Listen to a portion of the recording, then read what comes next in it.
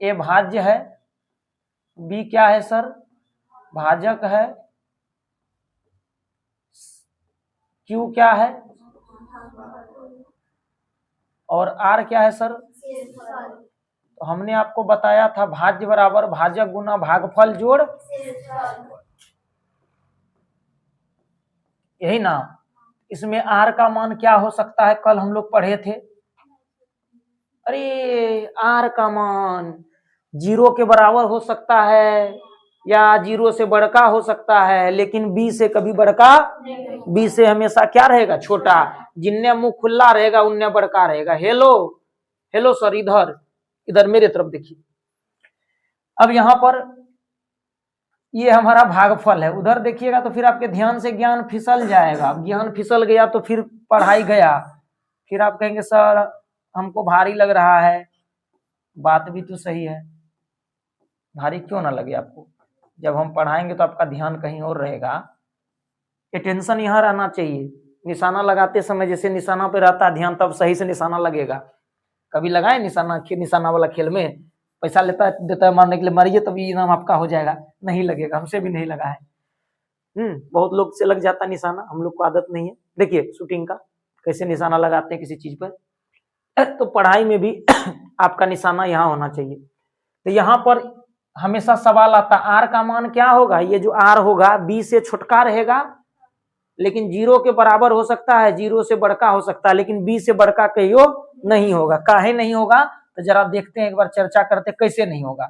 आपके मन में बात अगर कभी आ जाए, सर 3 चौके शेषफल क्या बचा भाई, क्या एक बी से बड़का है, बी की जगह 3 है, क्या 3 से बड़का है एक, लेकिन 0 से तो बड़ा है। देख लिए 0 से बड़का होगा, ये बराबर है, बड़ा के नीचे में जो चिन्ह है बराबर है, बड़ा के नीचे में चिन्ह है वो बराबर है। देखिए इधर अब हम 10 ले लिए, 10 के बगल में इधर 2 से भाग कर रहे हैं, 2 पंचे, बस खेल खत्म। यहाँ पे शेषफल हो गया, मान लेते हैं 0। तो क्या ये 0 के बराबर आया, आर 0 के बराबर आ गया, दोनों चिपरूप हो गया। लेकिन जब ये बी से बड़का रहेगा तब तक हम भाग करते रहेंगे। जैसे कि एक उदाहरण लेते हैं हम, 36 है और इधर है जो है 90 है ना। अब इसका मौसम निकालना है तो क्या करेंगे आप, 36 से 90 में भाग करते हैं, करेंगे ना, जाहिर सी बात है भाग करेंगे।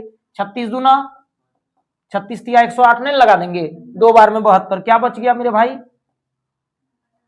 18 से। अब फिर 36 में भाग कर देखिए, 18 दूना कट गया, अब 0 आ गया, रुक गए। तो हमारा जो ये भाजक आया किससे कटा, 18 से, जिससे कटेगा वही क्या होगा, वही क्या होगा, भाजक तो होगा, लेकिन होगा क्या, मौसो तो वही होता है। मौसो निकालने के लिए अंतिम भाजक, स्टार देकर के लिख लीजिएगा, अंतिम भाजक क्या होता है, मौसो होता है। ये पता है ना आपको, कल भी हम लोग सीखे ना जी। अभी देंगे 100 क्वेश्चन बनाने के लिए, नहीं बनेगा तो पिटाई। अंतिम भाजक क्या होता है, मौसो होता है। एक बार चेक कर लेते हैं हम लोग फिर से। मान लो 36 है और 108 का इसका है, किसका निकाल रहे थे भाई अभी हम, 90 का। 36 और 90 का ना, अभी तुरंत कैसे निकाले, 36 दूना क्या दिए बुआ, क्या शेष बचा, फिर 18 को कई बार पढ़े, कट गया। इट मीन्स अंतिम जो भाजक है वही क्या है हमारा, मौसो होता है। इस तरीके से हम लोग बनाते हैं सवाल को, क्योंकि क्वेश्चन लाते हैं। तो उससे 4 गुना में एक किताब आता सीबीएसई का। देखिए क्या है कि मेरा कोई रिश्तेदार का किताब तुमको दिया, भैया ले जाइए, अब आप जो है प्रैक्टिस करवाइएगा बच्चों को। मुसेरा भाई दिया। देखिए अंग्रेजी में लिखा रहता है, चीज वही है, हम हिंदी में ट्रांसलेट कर देंगे। जैसे the total number of factors of A prime number, prime number में कितने गुणनखंड होते हैं, अभाज्य संख्या के कितने गुणनखंड होते हैं,